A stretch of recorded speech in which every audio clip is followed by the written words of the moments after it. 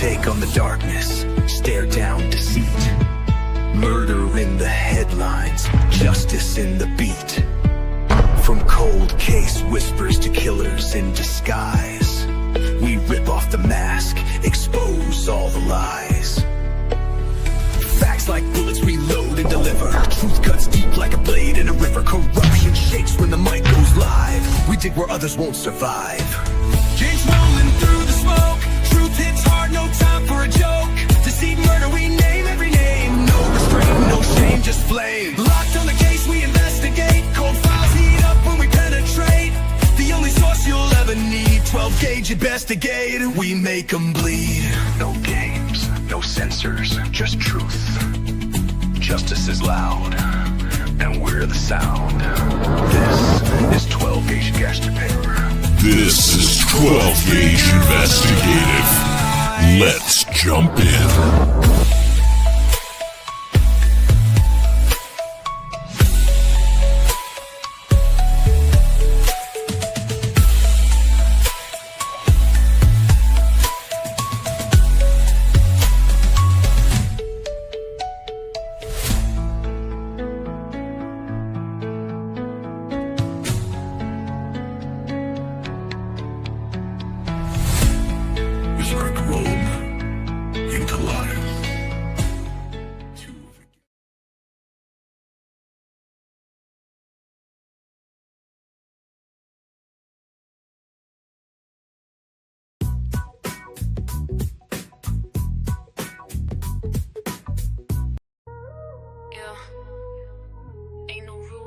Leather hands on the steering wheel, empty roads where the shadows kneel. Gas station neon in my cracked rear view. Another night, another ghost like you. I blend in with the faded crowd. Smile soft, but I'm thinking loud.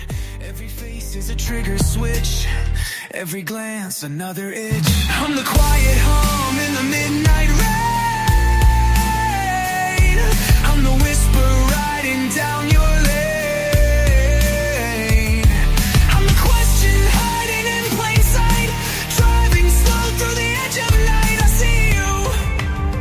You don't see me. Got your name in a wrinkled file. Every post, every photo, smile. You're a signal I can't ignore. Crashing waves on a bloody shore. They said I was invisible, unlovable, predictable.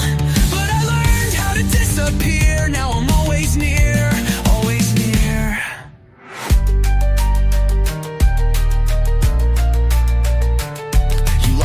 But left the light on. I know you're out, I know it all. You'll never feel the silence break until it's far too late to crawl. I'm the quiet hum in the midnight rain. I'm the whisper riding down your lane. I'm obsession wrapped in flesh and bone. A stranger screaming from your phone. I see you, but you don't see. Not yet. All right. Happy Saturday night to you all. My name is 12 Gauge. Welcome to my channel, 12 Gauge Investigative. You know, tonight I thought I'd hop on and go back in time a little bit and discuss some of the issues that these professional individuals that I'm about to show you we're discussing about the arrest of one Brian Christopher Kohberger. You're going to need my Spotify. Well, the link is in my homepage on here, but it's called Rear View Eyes, and I wrote that song. So it's an unsigned individual. This one?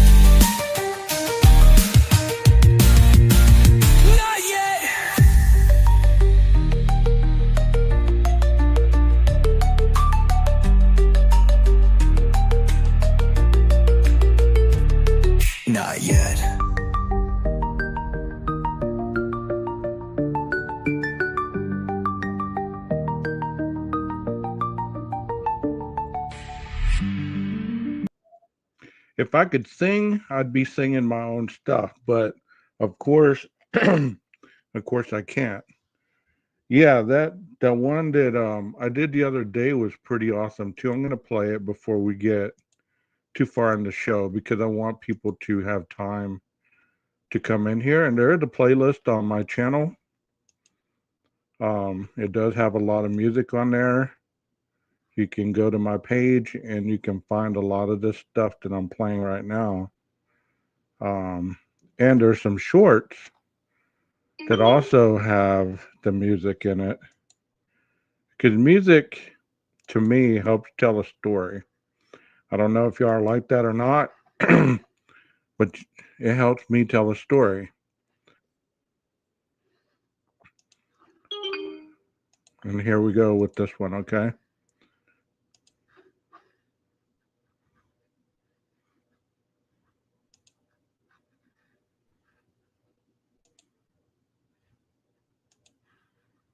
Okay, here we go.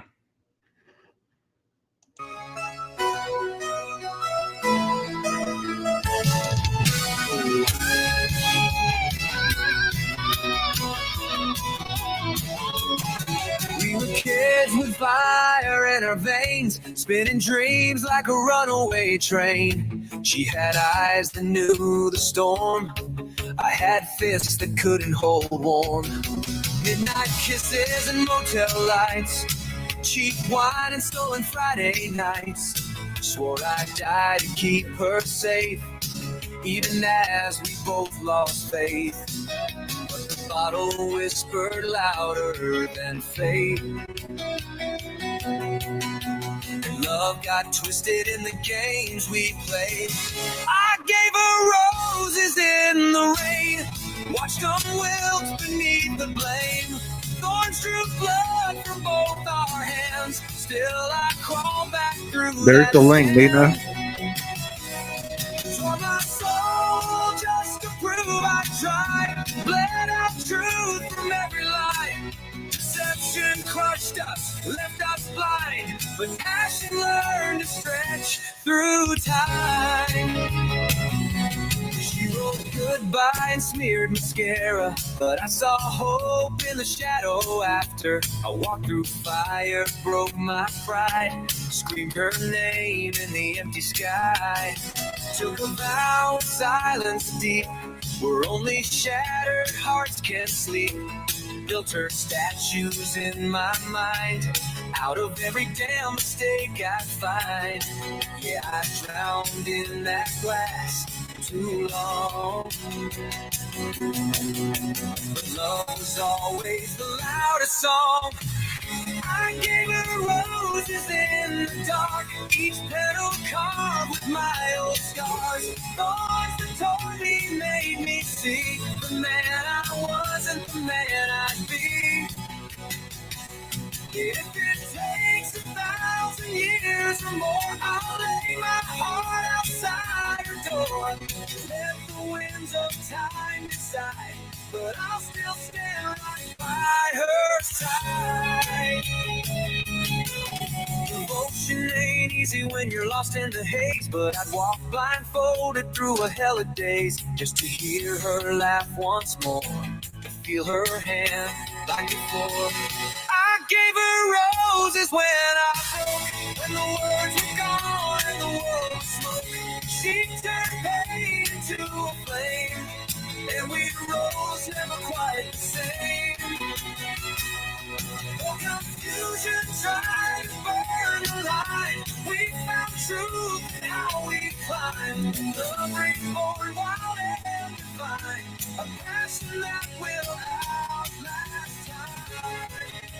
Yeah, young love gets lost sometimes, but real love always learns to rise.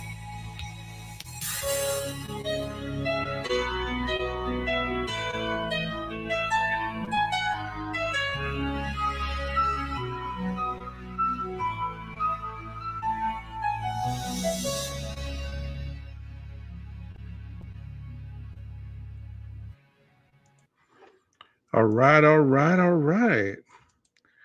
Like I said, A lot of those songs are on the page. You can go and check those out. But how many in the chat enjoy music? Because music tells stories that sometimes the instrument take you to a place where it's able to direct something that just brings it out of you. The emotional attachment to a song. It's awesome. I love music. Like I said, if I could sing, I'd be singing a lot of my stuff. But as far as writing the songs, I've always been able to put thought and story together, you know. So thank you so much. I was playing this music to give people time to get in here. Hello, everybody who's spending their Saturday night with 12 Gauge. Thank you so much for being here. Nina was going to come up on panel. I guess she had doggy duty. So she'll come up whenever she's done. What's up, Jeff H? The link's in the chat if you want to come up. Music is good just for the soul. Us Texas boys, I mean, you know, Texas knows about driving on them back roads, listening to that old-timey country music. You know what I mean? I don't know if we have any country music fans in here, but I'm going to play one more song for you while I wait for Nina. And Jeff, like I said, the link's in the chat if you want to come up. I know that you and I had talked about possibly doing something tonight. Let me see if I can find that song. This will take you down the roads of Texas. If you've never been here, you haven't lived until you cruise down a back road as fast as your pedal will take you, with the music blaring loud, especially if you're in an old pickup truck or something like that. Let me go to my channel.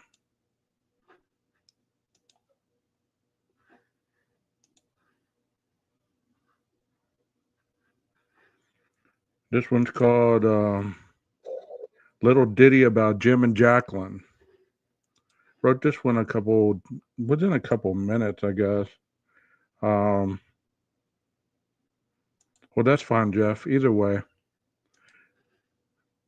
This one's called Little Ditty About Jim and Jacqueline. And this is Texas back road driving, all right? So here we go.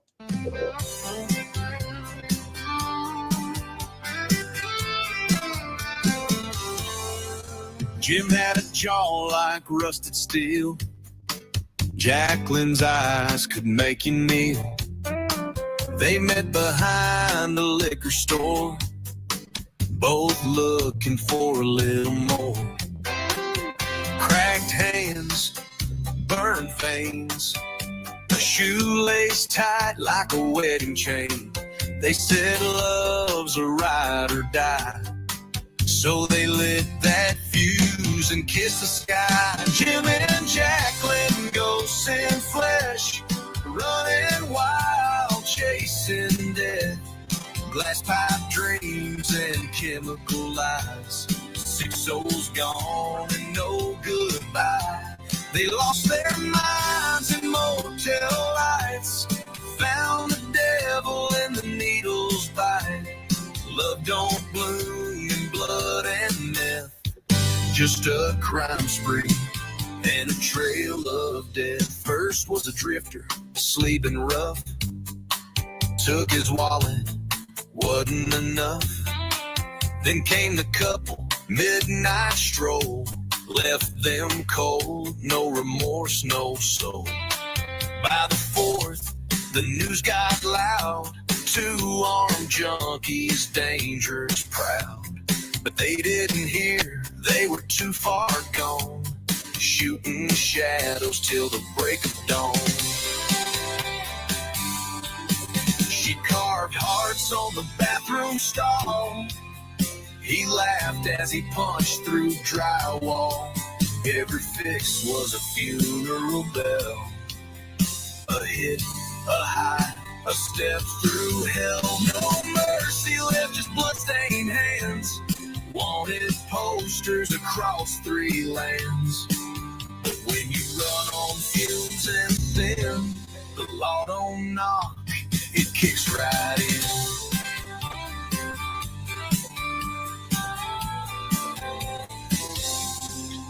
Final stand, old barn fire. Feds outside with loaded iron. They held each other, last embrace, numb to the guns aimed at their face. 6 lives taken, now it's 8. 2 more names at the hands of fate. Bullets danced, the flames grew tall. Jim and Jacqueline took the fall. Jim and Jacqueline cursed and kissed. 2 names lost in a smoky mist. They chose the road that ends in night. No redemption, just siren light.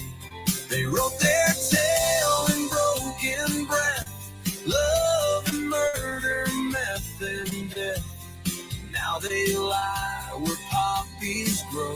2 more ghosts this world let go. We just wanted to feel alive, even if it meant dying for it.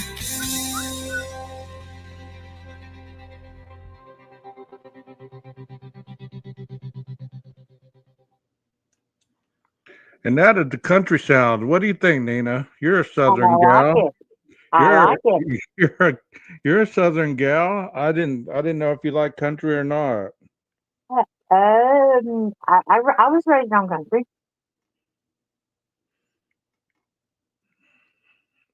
So how are you tonight? I am fantastic. Awesome. Awesome. Fantastic. So yeah, that song's special to me. I don't know why I thought of that song one day. I just thought, you know what? I need to write a rebellious type song where, sometimes people just do things for no other reason than just to do them. You get what I I'm guess, saying? I guess my country song was Jeff's song. Yeah, that was your country song? Yeah, the one that I wrote for Jeff. Yeah, I remember that one. Yeah, I played it tonight actually on my live. That was pretty good too. So how did your live go? Oh my gosh, I'm like so proud. That was like the first legitimate live I had ever done. That's awesome. That's awesome. I know that you were talking about the differences IgG and in DNA. IgG. Yeah, the differences. Kind of like what you wanted to talk about last night, right? Yeah, but Okay. I mean, like, and I mean, I think I even did good because I referenced it to. I even played 5 minutes of the guy's video, but I did it in a respectful way. Right. Well, I don't see why he'd be upset if, Well, you. I mean, I tagged him in it. Yeah, that's what I'm saying. I don't understand why he'd have an issue with it. I mean, you didn't say anything. No, not disrespectful at all. Okay. Well, I don't see why I'd have a problem with it. Well, I wanted to go back in time a little bit and talk about, you know, the arrest of Brian Koberger. Okay. There's a lot talked about this, but there really isn't. There's a lot talked about it as far as breaking not breaking in, but, swatting him and that aspect. But as Right. far as the leading up to it, I don't think a lot of people really understand what all went down in order to get to that point. Oh no, they went through Pennsylvania. If anybody did anything, if anybody was 100% on the up and up, it's Pennsylvania. Yeah. Yeah. They had so many hoops to jump through. It was pitiful. I mean, it. Can you imagine surveying someone who's suspected of a quadruple homicide? Well, that's And what I'm saying too, is because, you hear everybody say, well, he was running every day. They could have picked him up, out there on the road. Yeah, why? So he could hijack a car and wreck with a baby in it or something. I mean, you I know, mean, you, there's too much you don't, danger to that. right? You don't know what you're dealing with. I mean, you don't know where his mindset's going to go. You don't know whether his mindset is in a stable place or if he's already shifted off from reality to survivalistic. Right. And the thing about it is you got to stop and consider that, okay, he's jogging. He's jogging in a gated community that, of course, is residential, which means what? There could be kids out playing, there could be anything going on, and he could run and grab a hostage. Exactly. Or the obvious, he could kill his whole family. See, that to me, when I read the statement that the lieutenant gave because they were sort of getting down the road for the broken windows and stuff, he said, "Y'all, that was tactic, tact." Yeah, Anyway, it was a maneuver yeah. because he said that the house was so big and had so many entrances and windows that the only thing they could do is the shock value to where somebody just sort of like stand still. Right. I mean, people have never really thought about that I've heard. What if not what if, but there was a strong possibility in the safety of the community and that family and that home. You Right, couldn't you couldn't just assume that he was going to come peacefully. right. Yes or no? I totally agree, 100%. And I mean, the thing about it is they're out there surveilling him and they see the garage light come on and they see him go down to the garage. Mm-hmm. So they did Exactly. what they thought, what if he's down there destroying evidence or something? Exactly. Or Exactly. what if he's And got his parents down there? do you think that he did destroy evidence before they captured him? Oh, I definitely think he did. Do you see any DNA from Dad? You and I have always went over that in the lives. It's like, what do you always say? 2,500 miles and no Yeah. Where DNA did from Dad? Where Dad. did Dad sit for 2,500 miles? Because by golly, Ann Taylor says that we lose DNA everywhere we go. So Dad lost a buttload of it for 2,500 miles. Right, exactly. And with Dad sitting on a shower curtain, what was Dad doing? He was in a bucket. He, he was in He a was, tote. he had a bucket list. Yeah, he was in a tote. Yep. Let's go ahead and get this started because this is a good episode. I enjoyed watching this the first time, and I've obviously didn't get any copyright the first time, so I'm Uh, replaying this in fair use. yeah, I said Comment, I'll probably get my first strike. I doubt it. Commenting on this for educational value, Oh, I should have um, said that. and everything spoken here is merely my opinion and my guest on the panel. And here we go. Area, maybe you could stop in the chat and say hello. I've been shut up, 12. Why that might be. Put a commentary on about certain parts of the case. So here we go.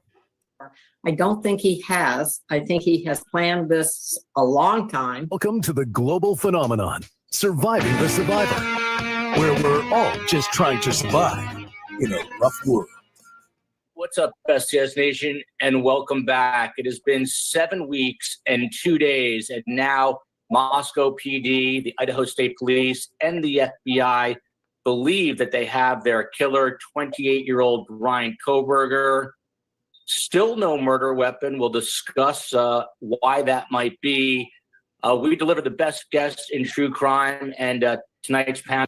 Well, I believe the profiling came, Harry Princess, I believe, and this is just my thought.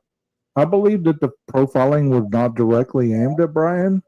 I believe that it was done based on the the similarities that other cases have presented, and they kind of ran with their expertise on that. So I don't necessarily think that they profiled him really quickly, but like we said, we agree to disagree, and I like your comment. Thank you so much. You don't need to look any further. Perhaps the most powerful trio when it comes to investigative work and the psychology of killers. They are here to talk about some of the latest developments. First off, we just want to make it clear that Bryan Kohberger is only a suspect, presumed innocent until proven guilty in a court of law, and that the profile that both Ann and Dr. Mercado spoke about on the previous episode that they provided was just part of a discussion, also what they will discuss today, and had nothing to do whatsoever with Bryan Kohberger's arrest. A little bit about Ann, a legend in the mind hunting business. Ann Wolbert Burgess is an internationally recognized pioneer in the assessment and treatment of victims of trauma and abuse, and the author of A Killer by Design, Murderers, Mind Hunters, and My Quest to Decipher the Criminal Mind. Among her many awards and accolades in 2016, she was named a living legend by the American Academy of Nursing. You know the super successful Netflix show Mind Hunters about the FBI's first day of criminal profiling. Well, Ann worked with those real-life agents that show is based on. Dr. Gary Bricado, PhD, is presently a visiting scholar at Boston College, where he collaborates with Dr. Ann Burgess and Victor Petrecka on forensic research. They've examined crimes such as murder, including serial killing, sex offenses, mutilation and dismemberment, and the insanity defense. He's currently serving as a consultant on a grant funded by both Ann and Mr. Petrecka, analyzing murders involving asphyxiation by strangulation and other means. Gary studied, among other things, as you might well guess. And I'm going to tell you guys, I'm going to do, while I'm thinking about it, while he's talking about that, if I forget to tell you at the very end of the show, I'm going to start a series on the Zodiac. Look in my channel, and there will be the link to that show. It's sometime next week. I forgot what date it is, but I will be starting the Zodiac Killer because I'm interested in doing that series because that just intrigues me after reading The New Evil, and I wanted to know more about that. So just kind of reminded me about it. Here we go. How violent thoughts and actions emerge in psychotic versus non-psychotic persons, which we'll talk about. He is the co-author of The New Evil, Understanding the Emergence of Modern Violent Crime. And then you've got Jeff Wood, the man who looks like a retired FBI special agent, is a retired FBI special agent out of Boston, where he focused on gangs and gang violence and is a seasoned investigator. Quick housekeeping notes, please follow us on Facebook, Twitter, Patreon. As my daughter says, hit that subscribe button and the like button. It helps with the algorithm. And some programming notes. Wednesday morning, we have Barbara Ray Venter. Google her. She helped break open the Golden State Killer case and is a world-renowned expert in genealogical DNA. Gary is shaking his head because he has heard of her. And then the next morning, we have Kerry Rossman, the daughter of Dennis Rader, otherwise known as the BTK serial killer. So some impressive guests.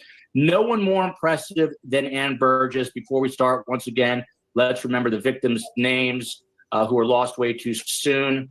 Madison Mogan, 21, Kaylee Gonzalez, 21, Zana Kernodle, 20, and Ethan Chapin, 20. And Jeff, to you first, it seems like we're on a road to justice here for these victims. There will be a court appearance later today in Pennsylvania, Monroe County. What do you think we can expect in a court hearing? Well, first of all, you have to remember that the arrest based in Pennsylvania was based on what the FBI calls, or the federal government calls, the unlawful flight to avoid prosecution warrant. Basically, it enables the FBI, U.S. Marshals. Okay, before I go on, any of you mods accidentally blocked Bianca, I want you to go in your moderators list and see if you blocked Bianca by accident. If you have, you need to unblock her. and anybody else who you accidentally blocked. No, I didn't block anybody. I just sent her my block list. So she's not on my block list. There's somebody who's a mod that accidentally probably blocked her, and y'all need to go check out your block list because there's a lot of people that have been blocked either by accident or intentional. So y'all need to go check out your block list. If you don't know how to do it, do the three little buttons on YouTube, and you need to look and see if she is blocked, because I didn't block anybody. I haven't blocked her, and I just sent it to her. So what they're talking about here is the arrest and what led up to it. What do you think, Nina, about all the steps that they took to get to Brian? Do you think it was thorough? Do you think that they went to a rush of judgment? Do you think it was tunnel vision? What do you think?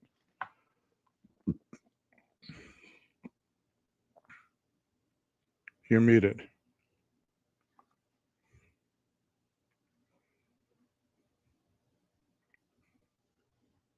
I guess she's not here. Well, what do y'all think, chat? Do y'all think that that they went to above and beyond to find him?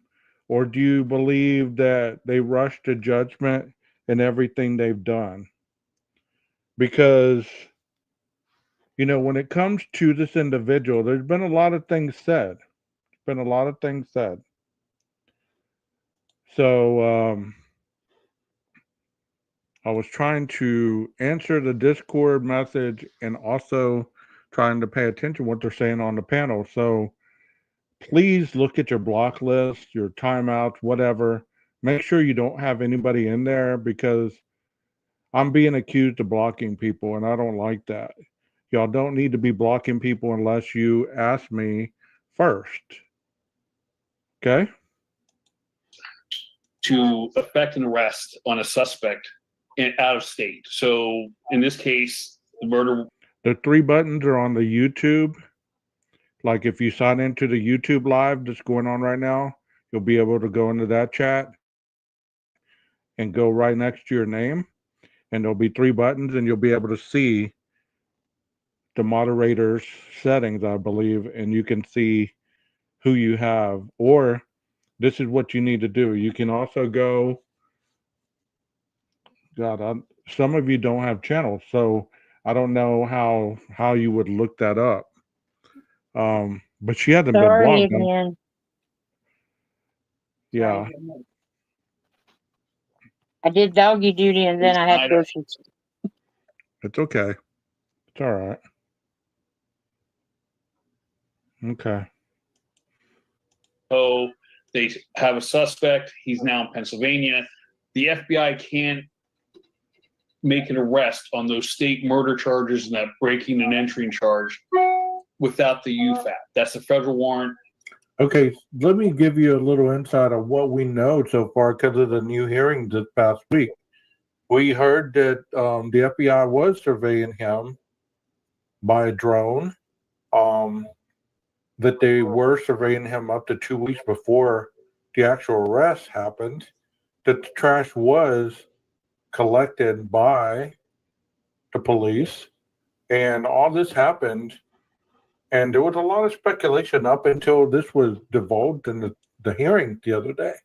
And I thought that was quite interesting to go back and listen to what was said before and what was said in the hearing to kind of cross-reference them. You know what I'm saying? It's like interesting to know what was speculated on, what was talked on, and what actually happened, because that'll tell you a lot of how good people are. You know what I mean? Like, if they're right on point, they're right on point. Here we go. Once he. So, Nina, do you think that she's gone again? Okay. So whenever they had the drones out and they were surveying him, I believe I read in the document it was up to 2 weeks that they had surveyed him. They even put a camera on their property to be able to watch what was going on around the residence. If there was, any kind of suspicious activity, if there was, was he destroying evidence, anything like that. So I believe that, being thorough like that would only be essential if you're in the process of trying to find an individual who is obviously suspected of committing a crime, such as this. He not only was in a different state, they had to, they did lose him on the trip. And this was stated early on. They said they lost him until he reached that license plate reader on in Colorado. So they had lost him, and then he got pulled over those 2 times in Indiana. So, it's interesting to me if those stops were just the universe stepping in, giving him a sign to say, hey, your time's running out. Because, Chad, don't you think it's very strange that he got pulled over by two different entities, the police department, for the same thing? What are the odds? Have you ever been pulled over twice for the same altercation that you did before? Like, he got pulled over one time for tailgating, and then he got pulled over again. Do you believe that that was strategic? Do you think that the FBI had anything to do with that?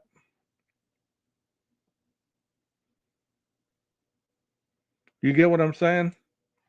You're fine, Bianca. I just wanted to make sure that I didn't do it. You're fine. You can chat. You're fine. You're welcome in here. I don't know where you believe that you're not welcome. You've been in here for a long time. You're welcome here. I was just trying to make sure who did it. You know what I mean? Because I know that I didn't do it. So I'm asking the chat, do you believe that that was coincidental, or do you believe that that was part of the process of trying to make sure that this was indeed the right guy? Or, what do you think, Nina? Lord have mercy. I think that I'm going crazy. Look, so I did the doggy, did the groceries, and then my phone got hot.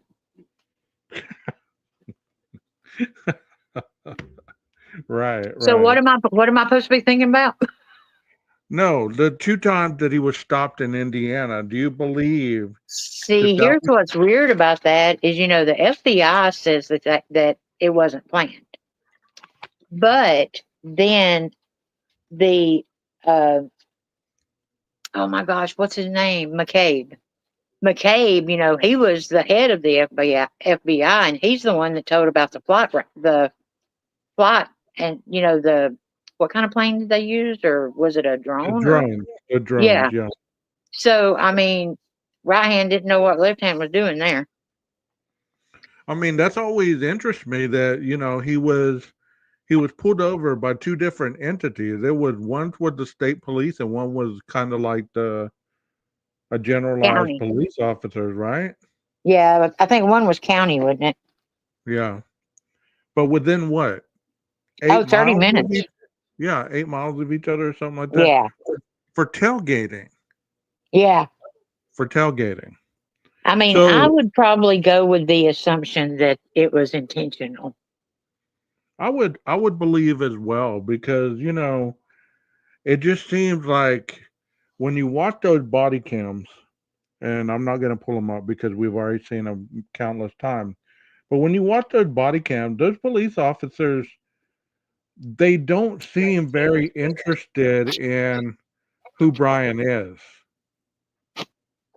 They're more focused on the dad. Right. Wouldn't you be focused on the driver? I mean, anytime that I've ever gotten stopped, they didn't care about the passenger. I think what happened when they said, "Where are you headed?" and he said, Oh my gosh. What kind of food was it? Thai food, yeah. Yeah, to get some Thai food. I bet the officer was like, "Yeah, I'm gonna deal with the dad." Yeah, I mean, and then the dad started talking. I mean, it seemed very suspicious to me, but the police officer didn't seem to think so. Well, I think the dad knows. You think so? I think that's the reason he flew out there. I mean, because the dad was long-winded. He said, "I'm sorry we're punchy, but we've been driving a long way." Mhm. You know?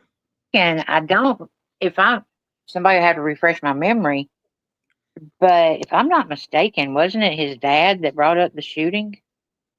Yeah, yeah, it was. I mean, I think Koberger just sort of followed suit, but I think it was dad that brought it up. He did. And that just always was weird to me. Was dad socially awkward too? And he just kind of, you know what I mean? Like just throw stuff out there and just start Well, talking about it.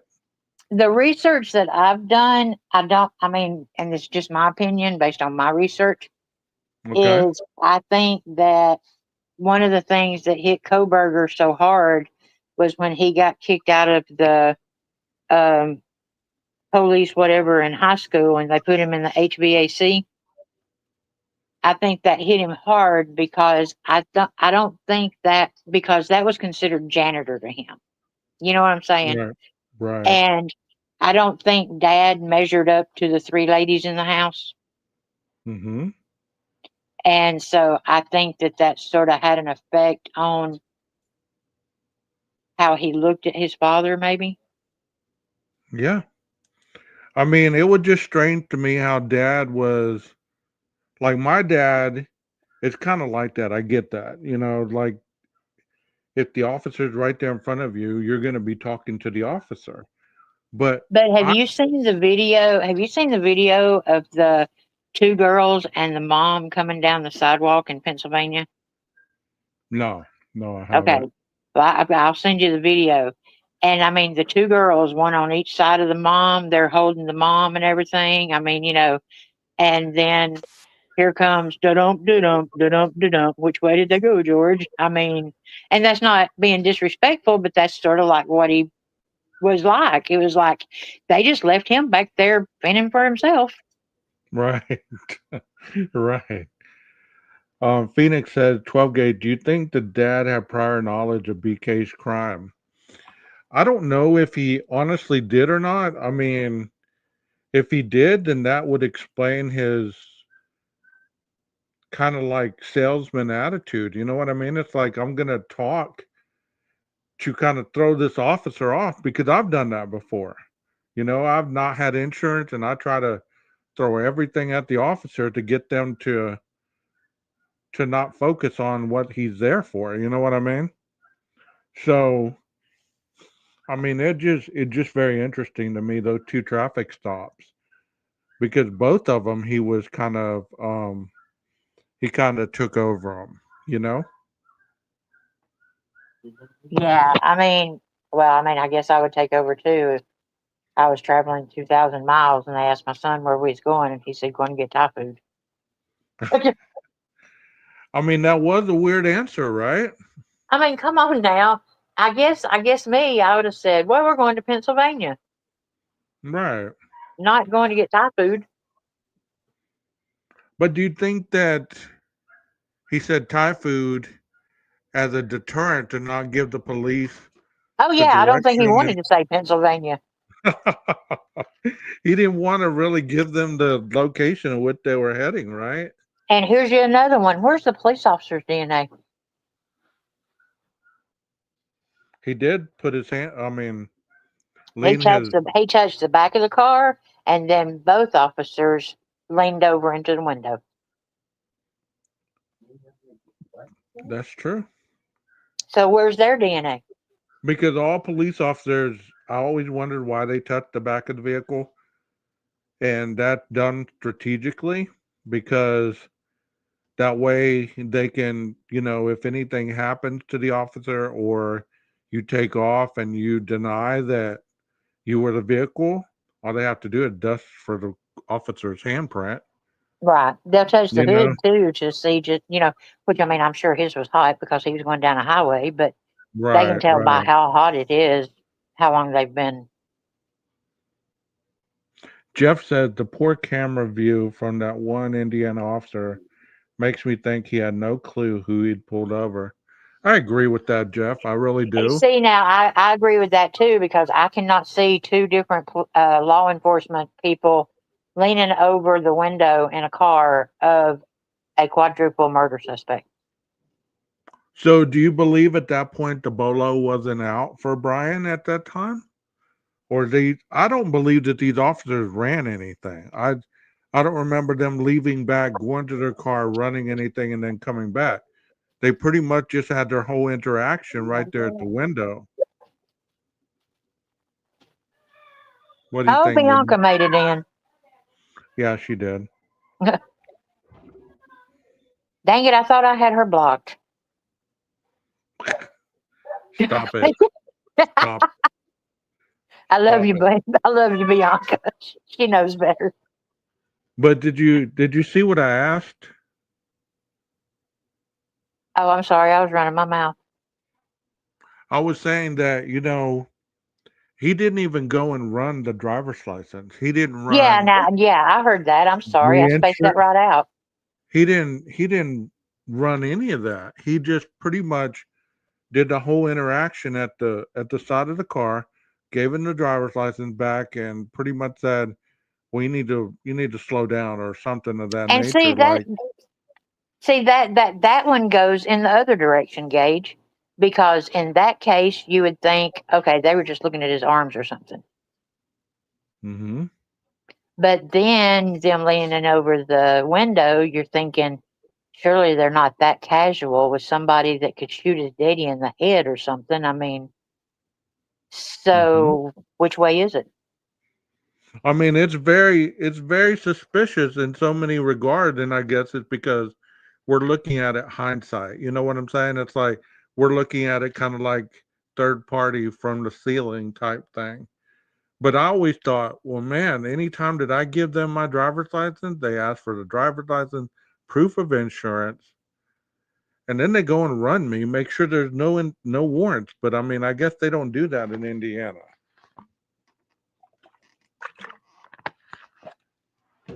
Because can you imagine Brian waiting for that officer to run him? Can you imagine Brian needing to clean his pants out?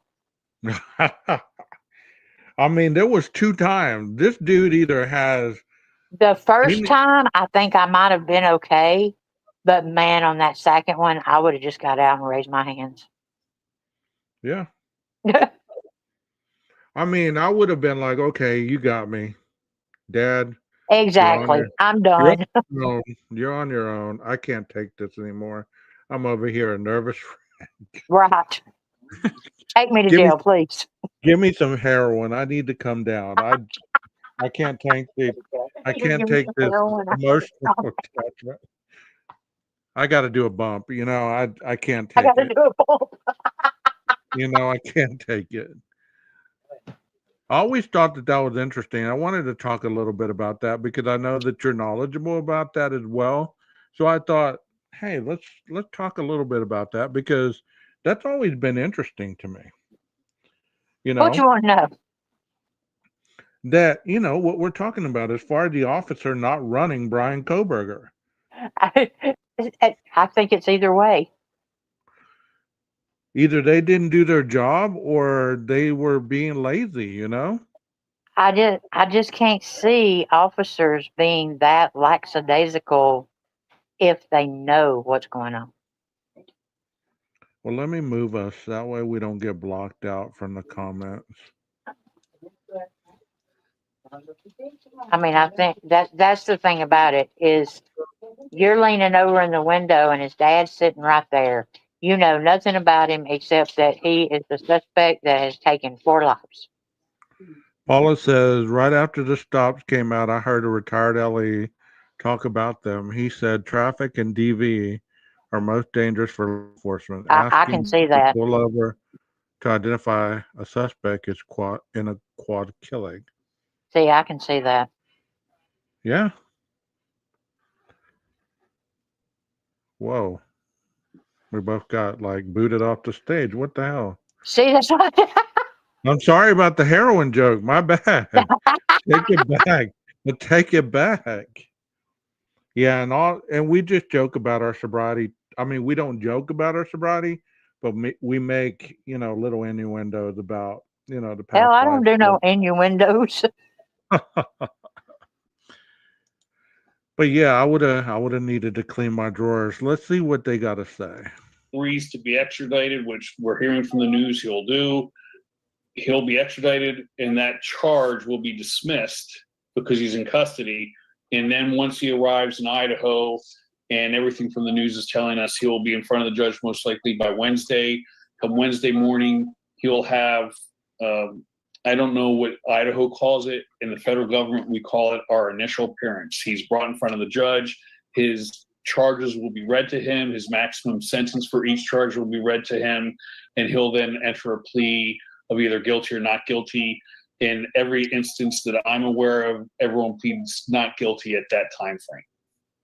We will then be able to get the probable cause warrant, or the affidavit that was used to obtain that arrest will be released at that point. And now we know some bits of information that have come out through the media. For example, that he's apparently stalking his victims, which we'll talk about. That he drove back with his father. That he was in possession of this now 2015 Hyundai Elantra, even though the Bolo was for 2011 to 2013. But the question to you: why do we not know more at this point? Are we waiting on that sealed affidavit? Yes. When you're conducting an investigation, law enforcement entities can't comment on their ongoing investigations. They can go and seek help. They can go and provide information that will help them say, hey, we need. Because that Pennsylvania PCA came out before the other one did, right? In Idaho? Yes. That's the one where we learned all different types of stuff.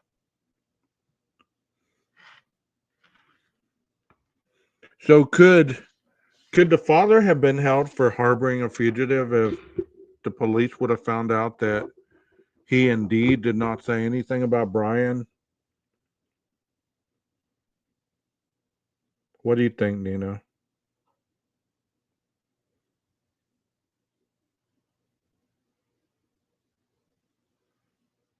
Okay. Thank you for that. Let's go on. To help, we need tips, right? Actually, this thing is going they were crazy looking for tonight. this car, but they're not releasing other information. Why? Because Sorry they have about to that. hold that information close to the vest, which, of course, in today's age. I thought that too, Phoenix. Aiding and abetting. I mean, it could have been either one, but I guess they would have had to been able to prove that he knew that he was a fugitive from justice. At that point, had he been identified as a fugitive from justice? Yes. Yeah. Yeah. I mean, I think as soon as they lost him in Colorado, he became a fugitive. Okay. But and I do have to say that I don't really agree with that. What part? I don't agree with him being a fugitive.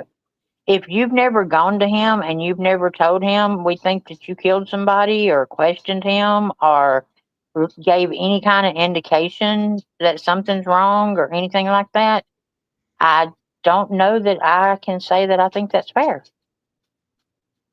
Okay. They were on to him on the 19th and didn't arrest till the 28th. I mean, there's so many questions about that. I mean, I really don't understand. I get where he took off. I get that. They weren't able to arrest him in Washington, so he took Right. off. But for 2 weeks, you wait to arrest him? Is that when they were waiting for the IGG to come back? Well, I started to say, you got to consider, I think he left on like December 15th, 14th, 15th. And I don't think they got everything. They may have gotten the IGG back, but I don't think they had all their ducks in a row until like the 29th. And that's whenever they had already went through the trash, flown that trash back to Idaho, found the father or found found the father's DNA match, and that's when they issued the arrest warrant, right? Right. But see, before CERT could go in too, they had to do like a week of surveillance.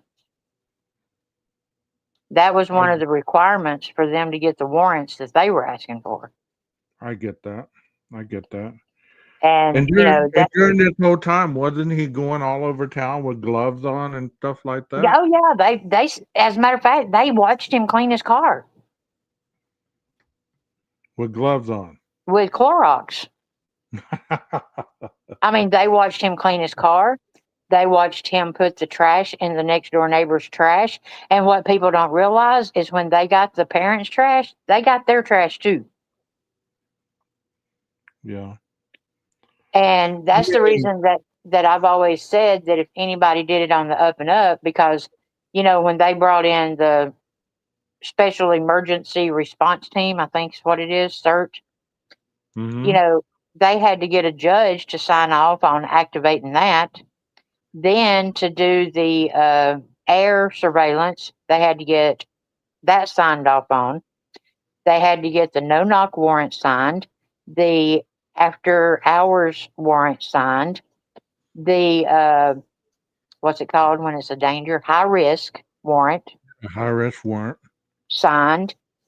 So, I mean, they had some hoops to jump through. Well, of course, of course. I mean, you just can't bust down somebody's door with an arrest warrant. I mean, there has to be a lot of anti-litigation type stuff where you don't get sued for that later on, right? Right. And I mean, everybody wanted to raise hell and everything over the broken windows and everything, but I mean, I don't think you're supposed to go in there on a after hours, high risk, no knock, suspect of a quadruple murder and go in there with your fluffies and say, "Can you sit down, please?" Yeah. I mean, any swatting that I've watched, whether it be on cops or anything like that, they don't go in there lightly. They bring the strength. Well, now see what happened was originally they had the I'll say it's a tank just for general purposes, but they had the big dog out there and they were actually going to do a knock. You know what I'm saying? But when they saw the garage light come on and him go downstairs, they thought that he had seen them and that number one, he could have his parents or somebody down there. He could be getting rid of evidence. And so that's when they broke in. I mean, that's understandable in my eyes. I mean, I don't know how other people don't see that as being protocol. I really don't. But you have a lot of people that are saying hello to you, Nina, on your chat. So say hello to them. Yeah, I went over there and I forgot that I was streaming to mine. And I've got like 8 people in there, and I was like, "Oh my gosh, I'm so sorry." Yeah. Well, let's continue this on. This is quite interesting, I think. Age in America, we want everything now. We want it. We want it. We want it. They can't give it. So once you have court proceedings, that information becomes public. So the only information that will come out on Wednesday will be contained in that affidavit that said, here's our probable cause of why we want to arrest this suspect. And see, that's what's interesting is I believe, in my opinion, still to this day, individuals do not understand the probable cause. Still, through all this time, 2 years later, for some reason, people seem or appear not to understand it. And I will have to totally check that agree. out, Truth. I mean, if I have some time and it's not running too late, I might show that if Jeff's okay with it. But the probable cause was already there. It was there. They built the case. They built the evidence to supply the warrants, the Right. search warrants. Everything was done. The probable cause was presented to the magistrate. The magistrate signed off. And then here we are. They're in Pennsylvania and they're arresting the man. That will come out in the indictment. They may add more information, and once the indictment is done and he's brought back in for another hearing, the indictment will be unsealed and we'll get even more information on why he has been or what the evidence that they have against him. And we'll continue every time there's something else that will be made public, and then we'll get the information. But I just want to underscore again that Brian Koberger is presumed innocent until proven guilty by a court of law. With that, to you, Ann and Gary, Ann in particular, you've seen it pretty much all in your career, which has spanned many decades. What, if anything, surprised you about this arrest? What surprised me about this arrest was really how, although people didn't think it was fast. In other words, once they got whatever the information is that's going to be released, they really moved pretty quickly. Again, from public information, the FBI or the... Didn't it last 6 weeks before they apprehended him? Y'all correct me if I'm wrong, but I thought it was like 6 weeks from the murder to the actual apprehension and arrest. I thought that was the time frame, and that if that is the time frame, then that was fast.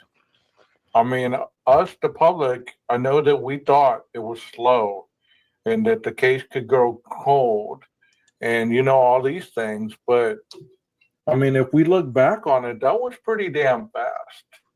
And I bet, if I was to speculate, I bet that's why people think that there were so many corners that were cut, that there were so many things done unethically, that there were so many things that weren't done correctly. But, whenever you're used to doing this type of work, it's methodical and it's meticulous, and it's a science to people at this point where, like they just said, this woman, Ann Burgess, has been doing this for decades.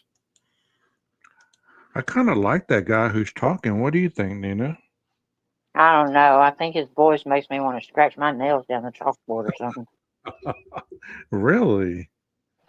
So do you believe that it was 6 weeks, right? Yeah, because, you consider, let's see, September has 30 days. Yeah. So there's 14 left over in September. November has 30 days. So you got 14, no, let's see, 17 left over in November, and then 30, so 47 days. 6 weeks and 1 day. That's what Phoenix said. Yeah, what they said. Jason said, I just read it, November 2022, arrested December 30th, 2022. So it was 6 weeks and 1 day. I mean, many people were saying that this case was going to go cold just because there was a lot of information that was being released. And they were working hard, man. They were working hard behind the scenes.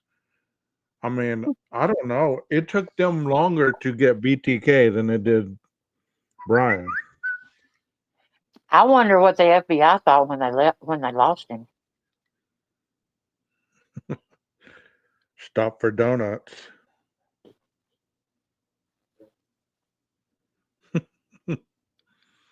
They stopped for donuts. Yeah, buddy. I wonder if Krispy Kreme had the light on. Probably so. Krispy Kreme has electricity, right? Yeah, I'm talking about where you get the free donuts. Those donuts are pretty damn good, aren't they? I don't like them. What? I don't like Krispy Kreme. I like Shipley. Too sweet? No, Shipley donuts. I know, but it's Krispy Kreme. Krispy Kreme, yeah, they taste fake. Well, okay. Not enough lard for you? Yeah, not enough lard. We are from the South, right? They Yeah. went so long with we are investigating to what seemed immediate. We made an arrest. They weren't doing any. We're getting closer. We're almost there. That's true. That's true. But that's another thing that people ought to realize too. Think of how close they kept that to the vest, to where nobody even knew that they had a suspect. And y'all don't think there's going to be some surprises at the trial?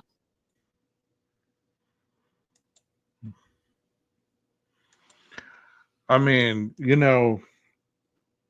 I don't disagree with that, Nina. I don't.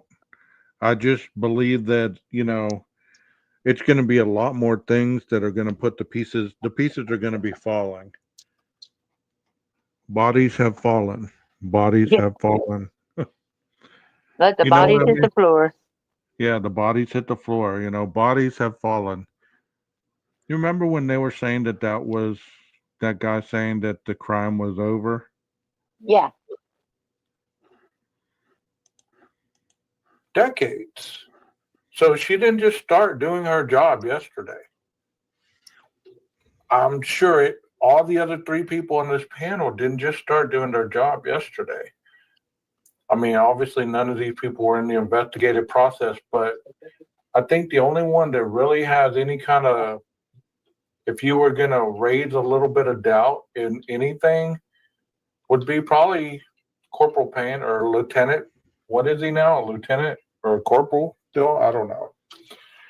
But he'd only been doing it like 4 years. So he was, I think, the youngest in that department. So I think that's why he got the most stuff thrown his way, because he was, 2 years into it. And they said, here's the biggest case we've ever had. Go investigate it. See, But I that think I've doesn't watched always too mean many that you don't movies. know what you're doing. I mean, go ahead.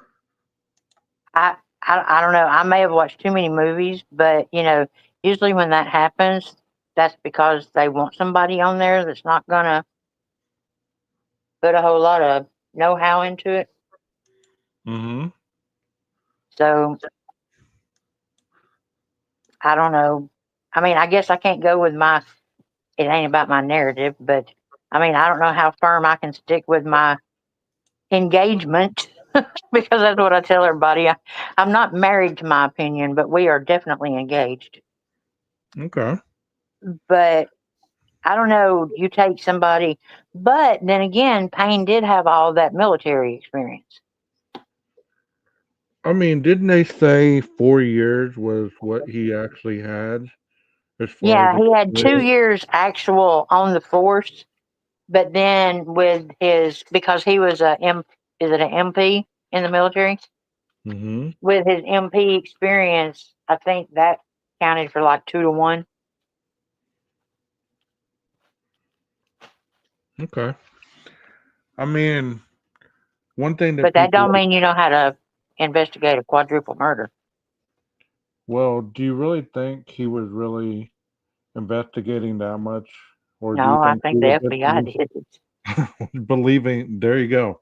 I was believing that, they'd give him the paper here, put your name here. But see, here's what because the FBI can't come in unless the municipality asks them to. They can't Yeah, just come in and say we're here. They have to be right, invited. right. And I don't think Fry was going to give that kind of. I don't know. I think it was so personal to him that he wasn't going to give that up. You It was know, like, hey, how dare you come to my city? well, yeah, they were. Remember, we heard early on that there was some discrepancies between the local cops and the FBI. They weren't playing nice. Right. So, I mean, hopefully they play nice enough to get the evidence needed. Hey, I tell you Yeah. what, the FBI did not have to turn over any of that IGG stuff No, they didn't. because that is totally protected by the DOJ. So they might want to say thank you. Yeah. I mean, all this is in other people's minds. It is, how can I say this? It is corruption, right? Right. It is. There's no way that Brett Payne could have got everything correct. But he said on the stand that there was a big collaboration of people Oh that yeah. I mean, as assisted a matter with of fact, I him. think they had like a war room. Yeah, that they all assisted in writing the probable cause affidavit. That it just wasn't him, and it was a working document. It's not Yeah. like it started and this was the end result. I think where they went wrong in the affidavit was when he put, well, it's been my opinion as a law officer that when people turn off their phones, it's to be not detected. That was opinion. Right. That should have never been in there. You know what I mean? He could have wrote that totally different. If he would have wrote that different, if he would have said, we've investigated cases in the past where the offender has turned their phone off um, to not be detected or whatever. It is our impression at this time that this is what could have happened. See, that sounds a lot more professional than how he said it, right? Where'd you go? I got a dog barking at me. Hang on. Okay.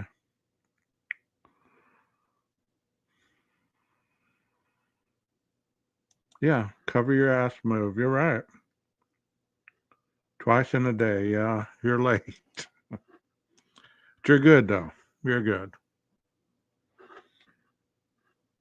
So 12 gauge. What some people don't understand is there was more evidence found after the PCA. A lot of people say everything is not in the PCA.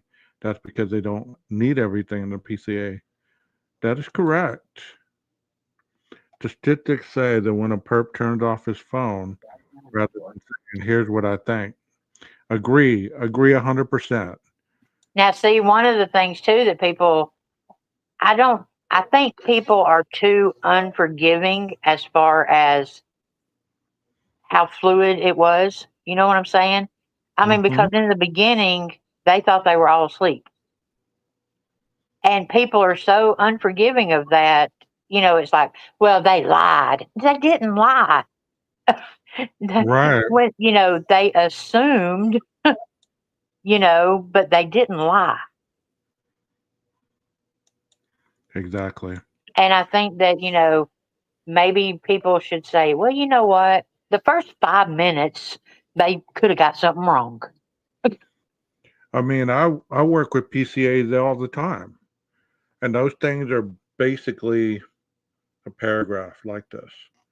Okay, Start. so is a PCA opinion or is it fact? No, it's facts. It's walking you through what you observe at the crime scene. Hey, I'll be right back. Okay.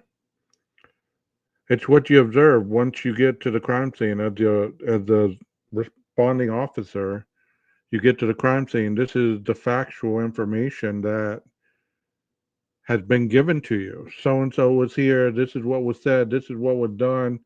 They threatened me this way. They did this. They put out a knife. Blah blah blah. I saw this. I saw that. It's a walkthrough to get probable cause for an arrest. That's it. That's it. And here's the thing about it is before we start saying they did this and did, oh, that it didn't happen that way. Maybe let's wait and see what the body cam says when they walked in the house. Right. Right. I mean, you don't want to put a ton of extra facts in there because why are you going to put that in there if you're going to use that stuff in the trial? You get what I'm saying? Right. Most of the time, the public don't see the discovery paperwork. But, We I don't. mean, we have Exhibit A. The PCA is like 300 pages. I've heard you say that. Where did you get that theory? Well, if you'll listen to Ann Taylor when she's talking with her word salad, she'll say, and Dylan's interview on page 389. Well, we don't have no page 389. Or over here with Bethany on page 277. I mean, we have 19. Jason, my name's 12 Gauge. Thank you for being here. um, a lot of times I've heard you say that, and I always wondered, how did she get that? How did she get that in her mind? How did Well, Nina number get one, no, Exhibit A? number one is when it said Exhibit A. Yeah, yeah. But here's what got me was on Exhibit A. Now you've got Blaker over there in Washington. Why don't we have an Exhibit B?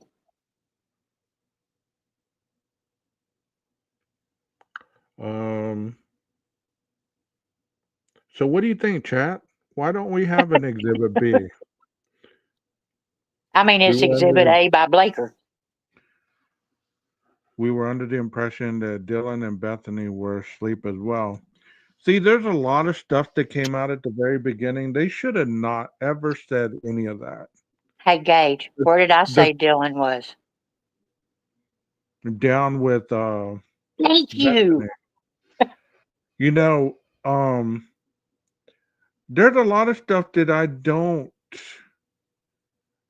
agree with, but it doesn't change the fact of my belief in the case. And that's one Right? thing too. Somebody else was like, okay, change every bit of it. Does that get Koberger out of the defendant's chair? No, it doesn't. It doesn't. So does it matter then? I wouldn't think so, but I'm not in that position to make that. That's above my pay grade, you know. You Okay, know, well, me figuring out why we don't have an Exhibit B is above my pay grade. well, I'm like the coroner coming out and saying, well, most likely they were asleep. Like that paper that I read that one night, and it said that most likely they were asleep. So everybody ran with that. Most likely they were asleep. Was she told to say that so it No, wouldn't tip that's off? probably what they thought. So that she wouldn't tip off. You've got three people in the bed. But was she told to say that so they wouldn't tip off the perp? I don't think so. I I always think said they honestly thought in the that he went beginning. into the house while they were all asleep. I think that's what they honestly believed. Okay, well I can live with that, but then why hold it to such a high standard if you don't even believe the crime occurred how it occurred? What would make you want to tear apart Because all some this people just other want to stuff? argue. Okay. Well, I mean, if they believe that they were asleep, does it really matter if they were asleep or awake? They ended up eternally. They ended up falling asleep forever. You know. No, it's the simple fact that that's their way of saying, we can't believe nothing Mabbott says. She's the one that tried to convince all of us that they were asleep when it happened. And then this one. This is probably one of the most I don't know if it's misrepresented, misunderstood, or whatever, but this statement right here: the toxicology reports are not going to have any bearing or something like that on cause of death. And everybody's like, you believe she said that? Can you? It's not. They were stabbed. It doesn't matter if they were high, drunk, indifferent, or whatever. It has no bearing on the cause of death. You're entertaining the store on speaker. I don't know what that means. Oh, hey, somebody's at work are and they're we on speaker are in the grocery store. are we being are we being broadcast? Tell them to come sub up. For every new sub I get from you, I'll give you a penny. And then let's see, what else was it Mabbott said? Something about the different wounds or something like that. But then she says that she thinks it is by one knife. But it's the way that it's worded that people want to take it and run with it, you know. And that's the thing about it is instead of just like reading the sentence and running with it, maybe absorb it, maybe let it, take it in and think about where she was at that time.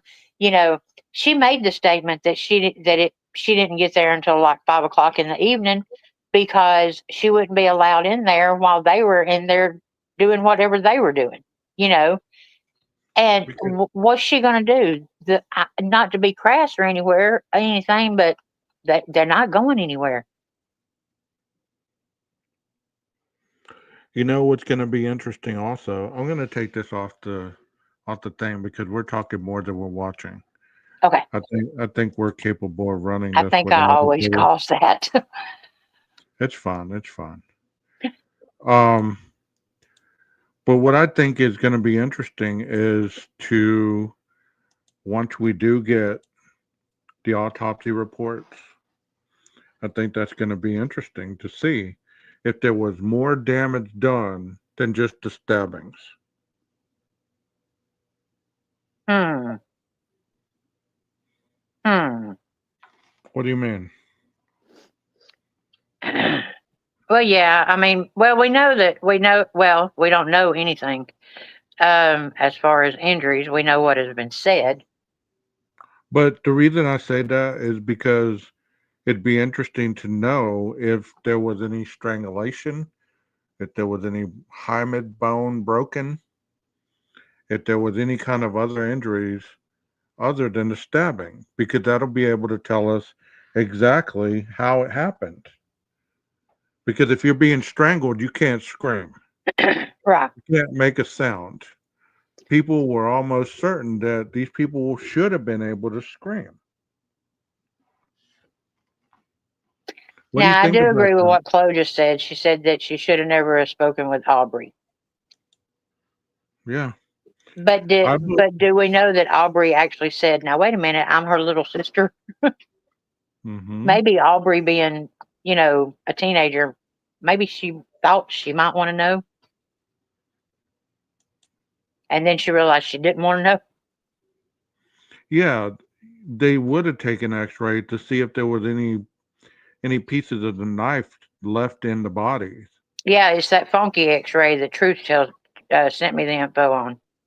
Yeah, you're going to be able to see if there's any metallic left in the body that the knife was shedding off of it, which will be able to tell you exactly what type of knife it was or what kind of instrument it was.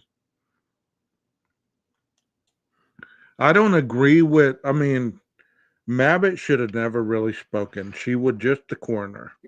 She would not the Yeah, I medical totally agree examiner. with that. She should have never, She- she should have never gone on camera. And number one, I don't think you should be calling any of the victims' families on the phone anyway. I don't Well, of think you course. should discuss a autopsy or something like that over the phone. I believe that, the medical examiner should have done that because she tried to downplay it and say, well, my job is only to pronounce them dead. What my friend Molly said that was interesting to me was the paramedics also are the ones that pronounce no sign of life. And I don't know if some of you were in here when Molly was in here and we were talking, but she said when the paramedics go in, it is their job to determine any signs of life. So if there is, they have to document all this stuff. So there's a lot of people involved. It's not just one person making a huge decision about these important things that are happening at a crime scene. And I don't think people understand that.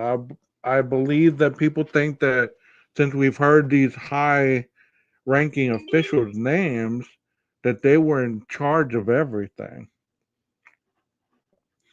So I don't think that she was the only one that was making decisions in that house. A cop or a doctor normally breaks the news, but yeah, TOD, time of death, you're right. Yeah, I mean that's what paramedics do. They have to wait for the coroner to dictate official time of death. Yeah. Thompson was on the scene early on. Yes, he was. and Ann was there not long after. So they were both able to see the crime scene before it was gone through and destroyed. Probably just trying to do the right thing and give the victim's sister information when they had none besides stabbing. She didn't know it was her younger sister. I get that. I get that. But at the same time, I'm not attacking Mabbott. I'm really not. So I don't want it to sound like I am. But I believe that a lot of things should have not been said by certain people. There should have been stuff in the PCA that was not put in there as opinion. Because to be honest, there are things in the PCA that are opinions. They're not factual. When you say it is my impression or it is my experience that this happened, that means you're speaking on prior experience. You're not speaking in the present. You're speaking on the past. So that would tell people that, this isn't a factual statement. It is based on what your assumption is. I don't agree with him saying that in the PCA. Just like the police report, the hospital has documents need to be filed, coroner's office, some documents need to exist, the vehicle log for the bus. The AT got a front row seat to the horrifying scene and still throws everything at the wall to protect this guy. I don't think she saw them in the house, but she was able to see the crime scene. They were able to walk through it, kind of like Thompson was outside in some photos with the police and they were discussing certain things and, stuff like that. So, yeah, she was able to walk through that house, I believe, more than once. And we do remember that also they walked through that house more than once. The FBI went in again to do the Pharaoh scanning. What were they doing during that time? You know what I mean? Like, were they just touching up what they had started and not had time to do? Because there was a lot of stuff that was happening that really wasn't, it was confusing to the public because you had a cleanup crew, and then all of a sudden, no, the cleanup crew left. You had a guy in an HVAC van show up. What was he there for? There was a lot of speculation. He was there for, to see if the knife was in the ducts. You had all this speculation. You had those agents that showed up in the middle of the night that left with those brown paper bags. What were they doing there? You get what I'm saying? Like, all this stuff is secretive, and now we see why. I hope that you do see why. Yeah, she was there after his arrest. You're right. Yet they couldn't build a demonstrative scale. Well, maybe we need to hire some builders to go build that before the trial. Build it across the street. Make it look like a little holiday village, type of building. Or something silly like the FBI just trying to swing around authority, like high school beef bully. Silly, maybe. I mean, it's all going to be interesting. I I wouldn't want to be on that jury for no amount of money. No amount of money. Because I know too much about what we've heard out here to make a conducive, unbiased opinion. You say, yeah, Fry never explained the Cowboys, no one asked him. Yeah, nobody's ever explained them. But they did come out of that house with brown paper bags. Big brown paper bags. So I mean, did they leave tools in there? Did they leave, did they not bring did they bring certain things that they left and they were just gathering their stuff? I mean, we never know. I wouldn't either, KY. I wouldn't either. No way in hell I would want to be on that jury. Because unless it's going to be clear and they're going to paint the picture where it's from start to finish, and it's going to be 19 minutes long. That's all it's going to be is 19 minutes long, and they're gonna do the obviously in the penalty phase. They're going to do the mental health stuff. You know, yeah, 3 months is going to be pretty damn long.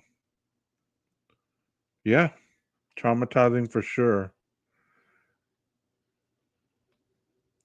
But think about this as well.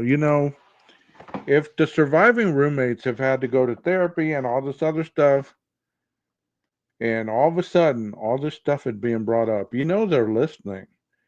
People are saying, okay, they're updating them with every little thing. Okay, well, there's not going to be a continuance. You're going to have to testify. This is what we're going to go over. This is what I want you to say. Because whether you believe it or not, you do have kind of like a pre-trial rehearsal with your attorney based on what you're going to say when you're on the stand. You get together and you kind of go over, okay, well, I'm going to ask you this question. Tell me how you would answer it. And then the person's going to answer it, and they're going to be like, okay, well, why don't we just the attorney's going to be like, well, why don't we take this out and add this? Maybe say it like this. Maybe, collaborate it with something else, you know. The medical examiner's testimony is going to take forever. Yep, it is. Those always are the longest. And there's a chance they sequester the jury at some point. I see that happening as well. I really do.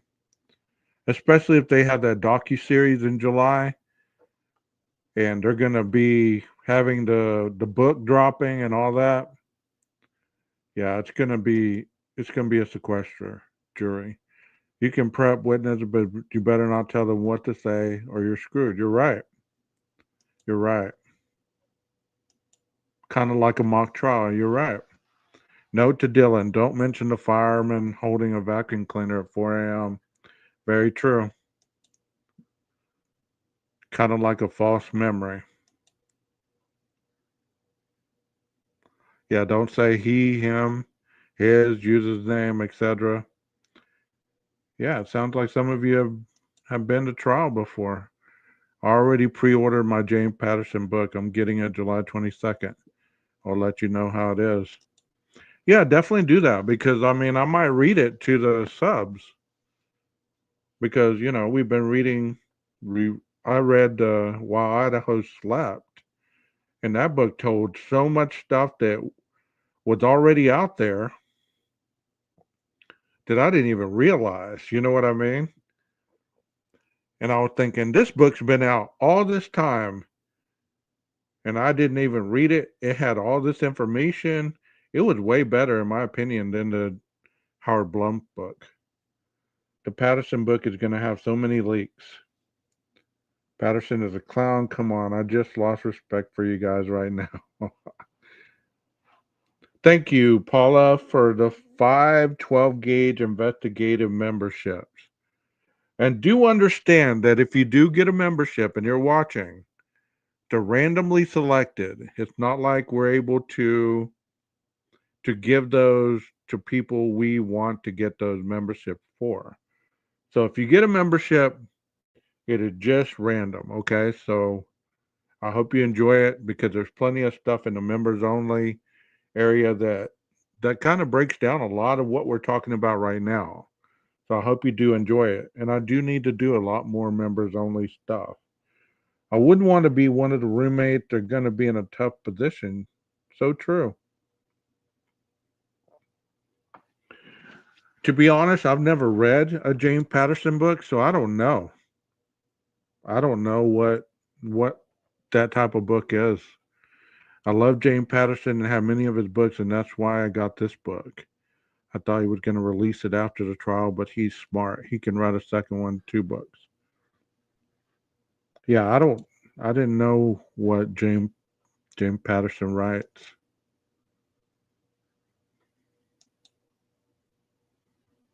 I didn't realize he was streaming on both channels. Jealous. I didn't get a 12 gauge membership. I tell you, it just it's so random. Most of the time, it goes to people that are in the bushes. At least the last 5 that I did, it went to people in the bushes, and they got upset about it because I gave them membership to a channel they don't even agree with, which it's neither here nor there. So I mean, the arrest of BK was a big monumental moment.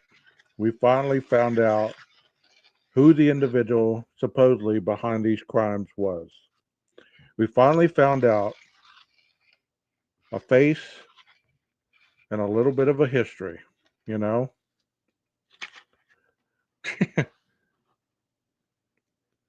I don't think you were, Andy. I don't think you were. I think you probably were already in the chat. But there's some that do get them that are just in the bushes. James Patterson is controlling the book in a 4-part series. It's going to be wild. Some of my buds were interviewed for the series. Okay. You're welcome. YouTube chose good. I often worry about them going to conspiracy people. It is interesting, isn't it, Paula, how you want certain people to get them and they're right beneath you and they still don't get them. But thank you so much for that. I know it's cost, and I deeply appreciate that. But as we're talking about this, I don't know where Nina went. Maybe she went to charge her phone or whatever. But one thing that I'm talking about as far as BK's arrest is that it had so many coincidences. The 2 stops, them losing him taking the alternate route rather than taking the straight shot. I mean, if you're going to be one of these people that say, and I'm one, well, he should have just went straight across instead of going down and then over and then up. It takes more time for that. And you have to ask yourself, well, what made him take that direction? And I think PKC or somebody, Bullets maybe, told me one night that during that time of year that the snow is more accumulative and it's an easier path than just going straight across. So that made a lot of sense to me. Um, yeah, it didn't make sense to me at first, but once good night, Jason. Thank you for being here. I hope that you come back. I don't know why he would have done that, but um the stops were interesting.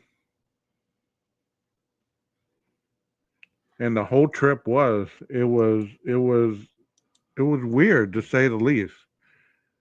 Why doesn't someone write a book about Emma and Demetrius' criminal activity about the 3 parents' meth trafficking? Maybe that'll be something that comes out after the fact. I'm sure there's going to be a lot of books written about this story even after the trial. The whole trip obviously makes no sense. I think most people are onto that by now. Yeah, I mean, I've never been a person that say this doesn't make sense, but I'm going to make it make sense to myself. No, I don't think like that. But, there has been a lot of things that have happened. A lot of things that have happened. Wyoming has chain laws in the winter. Okay. The fact that he put that many miles on his car just to go home for the holidays, and again, we knew he was losing his scholarship. Do you think that played a role in his thought process? I mean, I don't.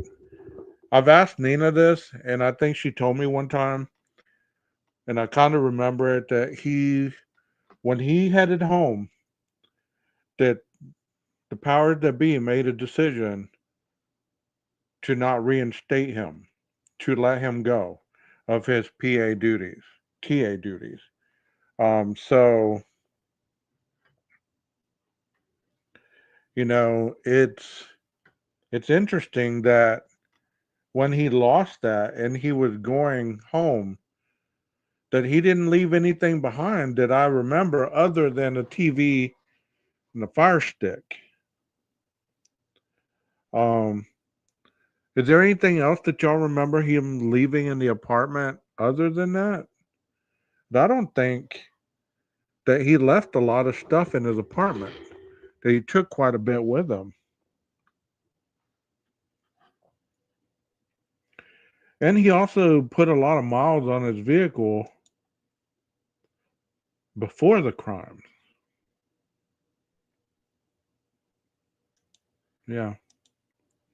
I think it was, he knew he wasn't coming back in movies.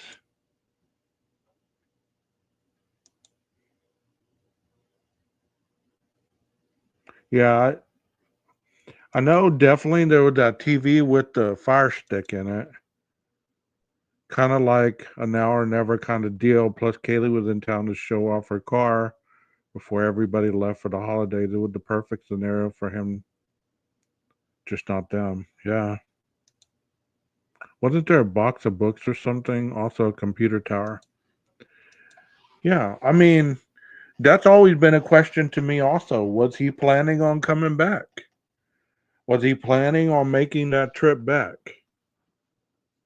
You know?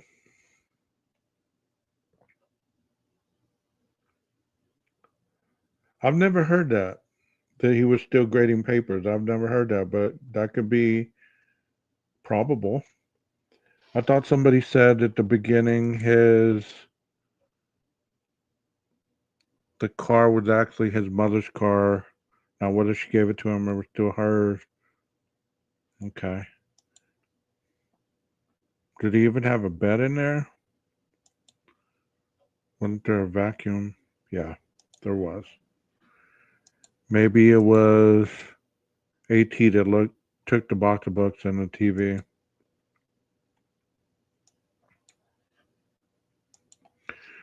Sometimes you don't see the chatters that are in the other chat. Leafy green substance, cilantro. No, he knew he was losing his housing because he wouldn't be back in the program. AT came back and took a receipt. Okay. So, you know, the fact that he didn't take everything was interesting. But maybe he thought he was coming back. Maybe he thought he was coming back. I mean, I don't believe that he thought they were onto him until possibly those two traffic stops. At that point, I would have been kind of thinking, well, maybe maybe something's up. You know what I mean? Like I don't believe that he probably thought anything was out of the ordinary, because if he did do this crime, you do understand that the man went to get his haircut the following week. He went to a doctor's appointment and he went back to class. So that doesn't really sound like somebody who believes that the police are onto him. To me, it sounds like somebody that probably thinks he got away with it. You get what I'm saying? Not somebody who believes that the police are onto him. So, especially if he wasn't even tailgating. That's interesting as well. You know, if he wasn't tailgating and they pulled him over for that, I mean, I thought one of those stops was for driving too close to a vehicle. I mean, I know we call it tailgating, but isn't that how they described it? Initially, Banfield said he got the letter of termination when he was on the road. After arrest, WSU released the termination and eviction notice. Okay. I imagine that's a real boost to your confidence if you feel you've gotten away with something like a quadruple murder. You have to continue to play the part and act normal. Of course. Of course. Yeah, the cop said you were right up on the back of that van, man. You know, that's interesting, all of this, because if you've been following this, and I know a lot of you have, I know you had questions about him going the next week to his haircut appointment, to his doctor's appointment.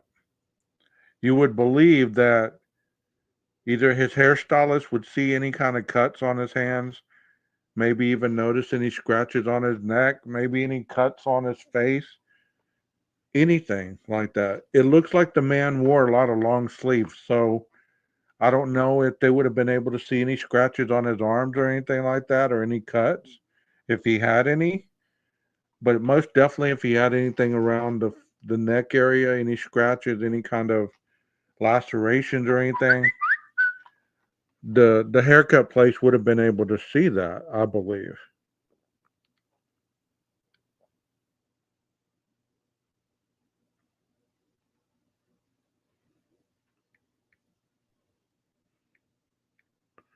So, and I think about that every time I get a haircut, because if you notice, when they give you a haircut, once they take the cape off of you, they do your neck. So if you had any cuts along your neckline, they would be able to notice that.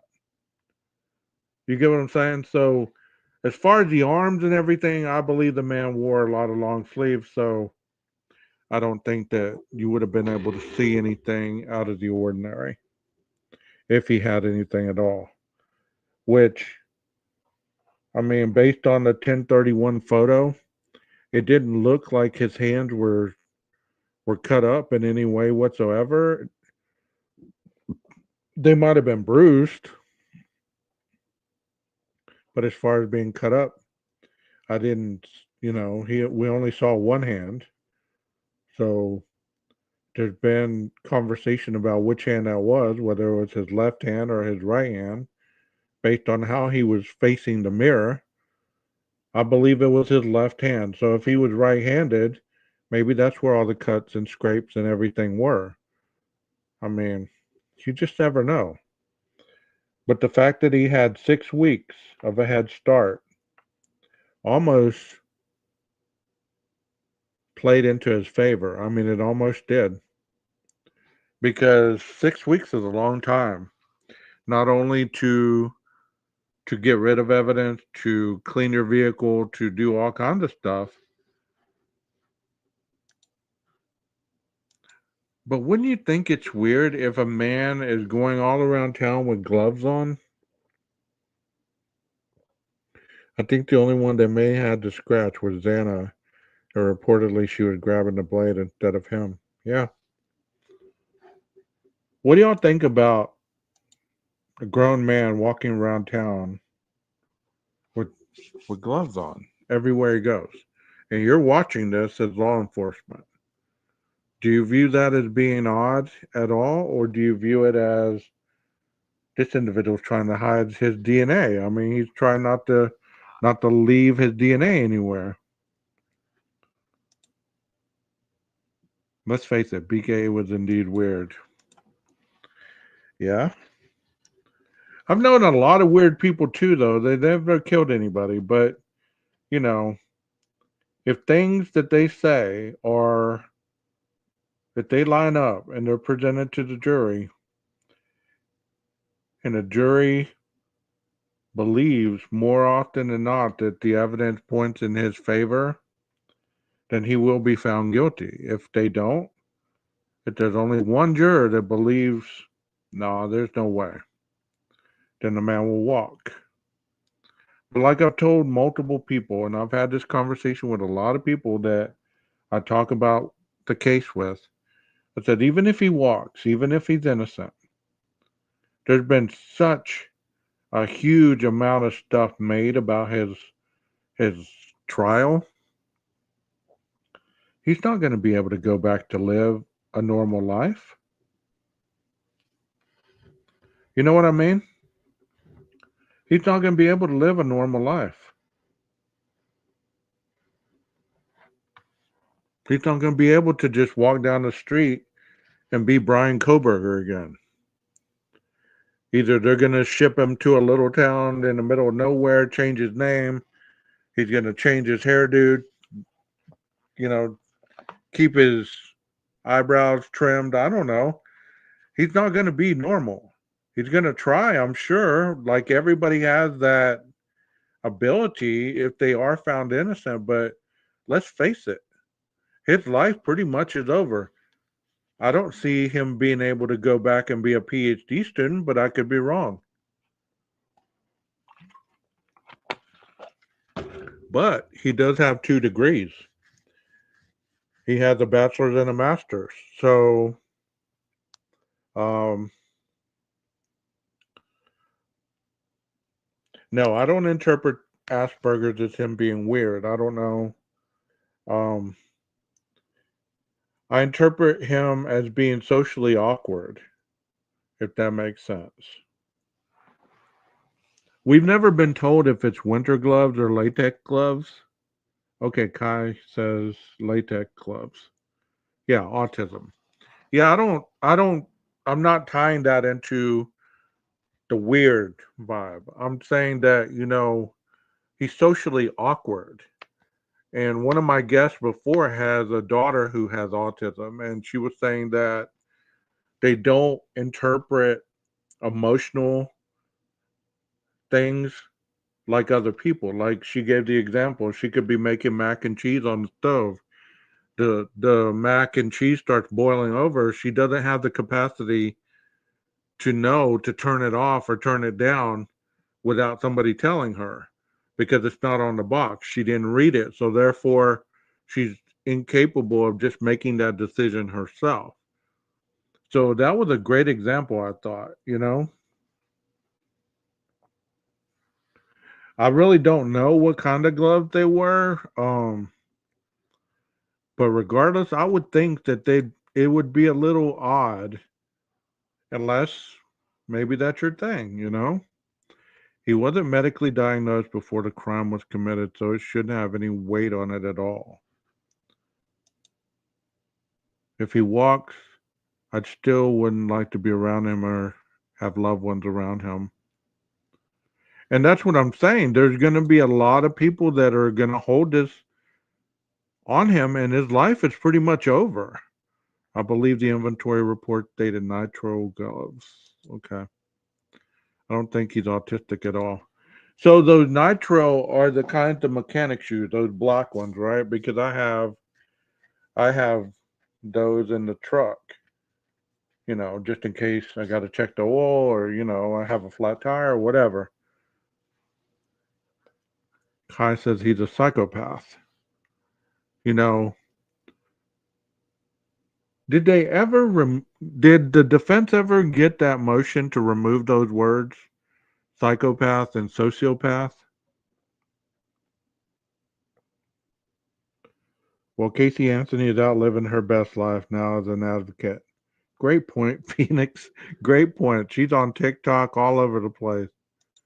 And who knows? He might get out and marry that person who's in love with him. We don't know. We don't know. Yeah, Casey Anthony is out living her best life. I saw somewhere in a thumbnail that she was back in trouble, but I don't know if that was just for clickbait or whatever. But you're right. I believed wholeheartedly in her case that she was guilty. And I had to eat my words, I had to eat my words and say, well, the jury spoke. And their decision overrides anything that I think or believe,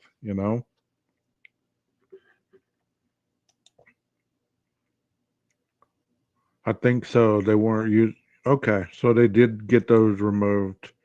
I'm not pro-defense, and I don't care what Ann says. That Asian woman wanted Koberger as her boo. Yes, most definitely.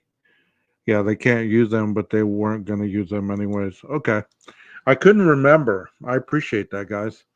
I couldn't remember that. But yeah, that Asian woman wanted some Brian long time. Um, but he wasn't into Asians, I guess. It'd be interesting to know what his type of woman is. Casey Anthony was, yeah, guilty. I thought they were electrician gloves. Not the gloves that he was seen walking around town in Pennsylvania, I don't believe, Leslie. I think those were nitro gloves. Yeah, I mean, which is interesting to me that you have a person that's into you, but yet she throws her shot, and you're like, nah, I can do better.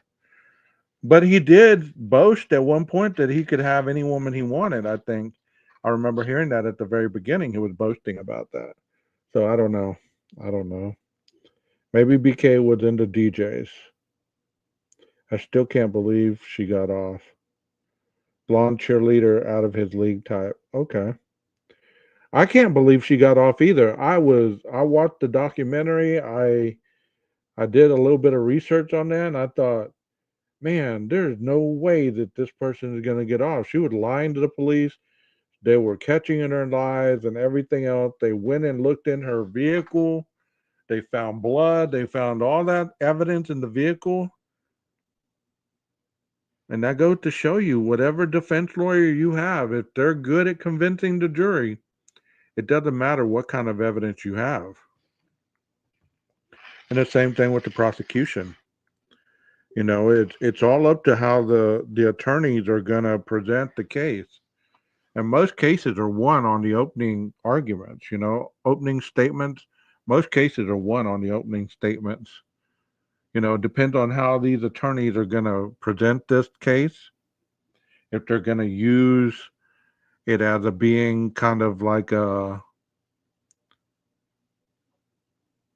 what would you say? I wouldn't say incel, but I would say kind of like just a random murder. Yeah, I never agreed with that statement by the father about him being jealous, but um I believe that he was more into obtaining a certain lifestyle that maybe he wasn't able to obtain. You know what I mean?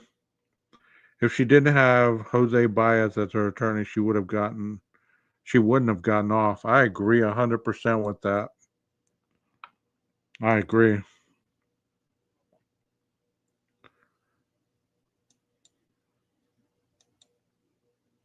Tony's fine. Tony's fine. Disc jockeys. I don't understand the reference either, guys. I don't understand the reference either, but I just kind of rolled with it. That pool party girl was pretty hot on Dateline. I mean, me being 53 and her being what, 20 something, I just see her as a little kid. I mean, me being 28 though at the time, and she would have been what, 19, 20? It still would have been a little. I believe that men, on the most part, until they're in their 30s, they still believe that they can pull a 20-year-old, a 20 to 25-year-old. They believe they still can pull them. But after 30, I believe that, you look at these individuals as possibly being your daughter or your granddaughter, and somebody told me that, and it didn't really hit me or register, because if you've been in here at any amount of time, um, you know that the strip clubs were a thing that I used to go to a lot. And I think it was my girlfriend that told me, she said, do you not feel bad that that's somebody's daughter, somebody's wife, somebody's girlfriend, somebody's, you know, grandkid, whatever. And I never thought of it like that. And she kind of hit me over the head with the brick. And from that moment on, I was like, man, I'll never look at these people like that again, like that. Because you don't realize that it is somebody's kid. And at that point, you got to remember, hey, I gotta grow up. This is somebody's kid, you know?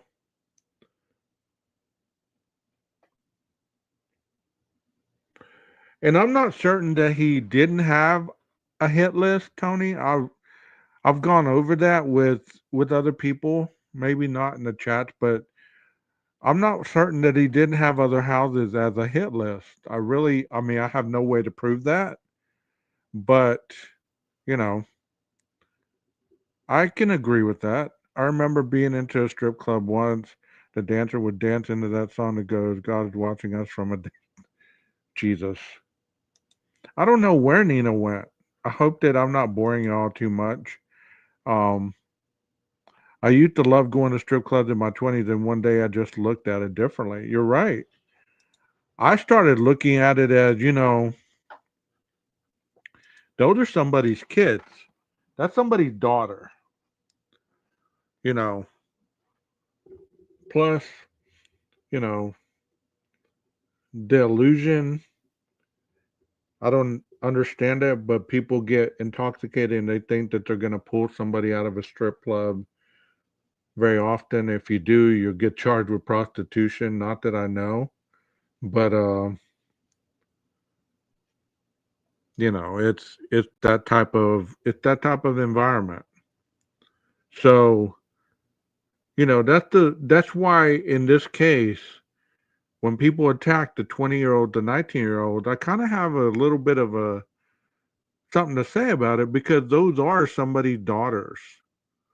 Those are somebody's kids. To objectify them like that is not right, in my opinion. But everybody can have their opinion. And you're right, that was a very popular stripper song.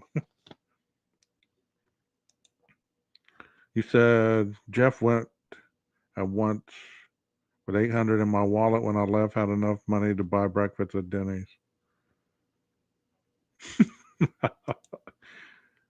Yep, I feel you. You should have gotten up there and danced. Could have brought breakfast for everyone at Denny's. You're right. You're right.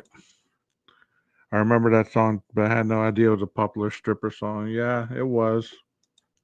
It was. Breakfast for one. Of course. You don't get to leave with a stripper.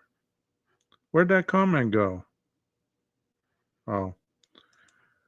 Demetrius is a known violent criminal with a history of violence toward women. Bailey lives very near. Wasn't that Warrant? Yes, it was. Janie Lane, R.I.P.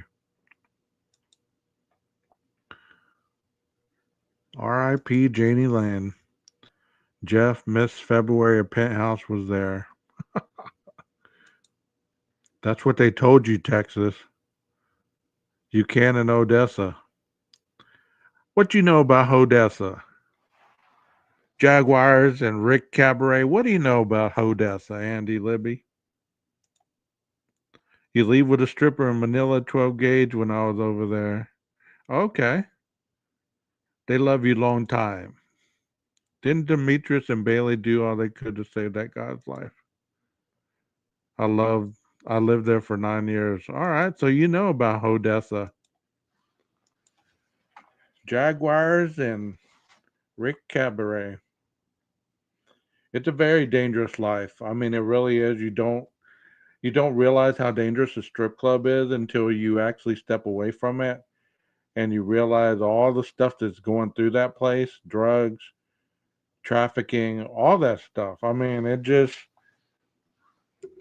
I've seen a lot of shootings, a lot of knifings in the parking lots, it was just very violent, very violent. The Wild West was a blast. Yeah. I don't like that town. I worked in that town before. That's where I started my counseling career in Odessa. But yeah, back to Brian. I mean, it's interesting to me that people say he doesn't have an affect, that he sits there without any emotion on his face, which is true. Which is true. But think about this. Do you believe that he could be on medication to manage his emotional reactions? You know? Someone pew-pewed a tow truck driver in front of my apartment one night. Yeah. You know, do y'all believe that Brian could be on some medication to keep him that calm while he's sitting there during the trial? I mean, because we don't know about his emotional outbursts. We really don't, if there is any. And I don't know anybody that could sit there that still and not react to all these statements. And I'm losing, and I'm losing, and I'm losing. You know, I believe that he could be on a mood stabilizer or something like that, where he's able to control any kind of outbursts. Yeah, they would. They would, Paula. Um, they would give him the medication every day, just like he was out in the real world. I was watching the stream last week. They showed an old video of Brian in the courtroom. He looked right at the camera and smirked. I was like waiting. In the beginning, he was wearing orange. Yeah. I mean, he has a different affect definitely now than he did then. It is strange how stoic he is. I believe he's on some medication because you don't want your witness, your defendant, to be making faces and smirking like you said, because that's not a good look. Not a good look. Well, he's going to control himself anyways. You have to play the part. He's innocent, can't show emotion. Well, I don't know. Richard Ramirez sure did play for the cameras. Drew the pentagram and everything in his hand, wore the shades, everything. I mean, he played for the cameras. And he was guilty as all get out. You know what I mean? So you just never know how these people are going to react. Eileen Warnos, she was cussing at the judge. Taylor Shabiznes jumped over the table after the attorney. It's just crazy. It's just crazy. Moscow has experts there, so they know something in order for Ann to come out. Yeah. It doesn't matter how stoic he is. Those eyes say everything. I believe that wholeheartedly as a therapist, and I've had people go against this, but you can tell a lot by somebody's eyes. You can tell if there's life there. You can tell if there's hope there. You can tell if there's anger in those eyes. You look at somebody in the eye and you can tell a lot more than what comes out of their mouth. Hey, Tom Van, thank you for being here. Taylor is a freaking loon. Taylor Shabiznes. I didn't even know about Taylor Shabiznes until we had somebody in the chat that was talking about eating flesh or something like that. And people were calling her Taylor. And I was like, wow.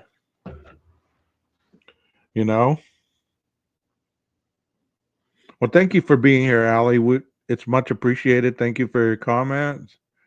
And hope to see you again on a live. Thank you for all you do for the channel. And everybody else who's been in here. Y'all believe Taylor's insane? Drawing of eyebrows and eyeballs plastered all over her room. Totally normal. Could be.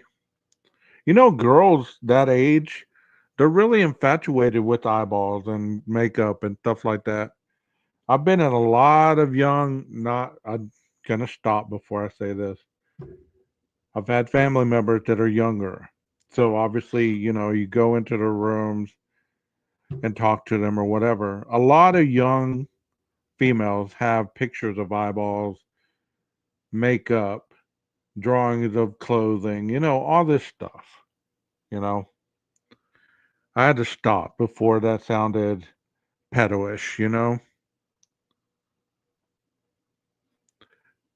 So y'all think Taylor is nuts? She defies crazy. Have y'all heard Taylor's story though? I mean, not that that excuses anything Taylor's done, but Taylor has had a life that was freaking horrible. Horrible. I believe that she lost her identity years ago based on the physical abuse that she exhibited from her father. And it's sad that a lot of people have physical abuse, emotional abuse, neglect, and they kill their old selves and recreate an altar so that that altar can protect them from the world. She got methed up and went psycho. So she was on meth?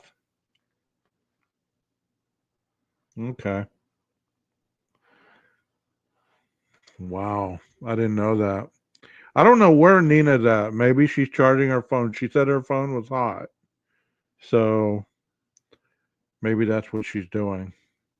Taylor's Shabusiness. She's the one that cut the guy's head off, put it in a bucket in the basement, right? If I'm recalling that case correctly. Yeah. The altar is always the devil because the devil will protect you from the world. And when you're crazy like that, yeah. If one is innocent, one usually gets mad, in my opinion. And his mom found it. Can you imagine going down there to the basement? There's Taylor playing in blood. Where's my son? I don't know. You look in the bucket, there's your son's head. Wow. I can't imagine.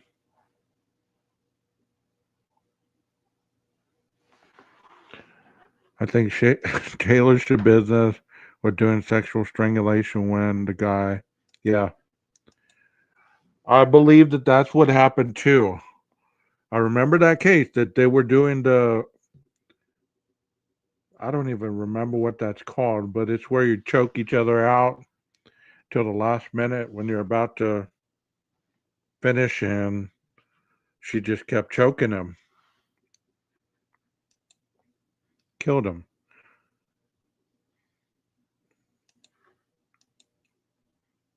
That's terrible. Terrible. But guys, I hope you enjoyed it. I don't know if Nina's coming back. Um, if not, maybe she'll go live on her channel. But thank you so much, those of you that came from her channel. Please hit the like, subscribe if you like. Yeah, erotic asphyxiation. I had some friends that died doing that crap, and more of his body was in a Rubbermaid tote. God, can you imagine?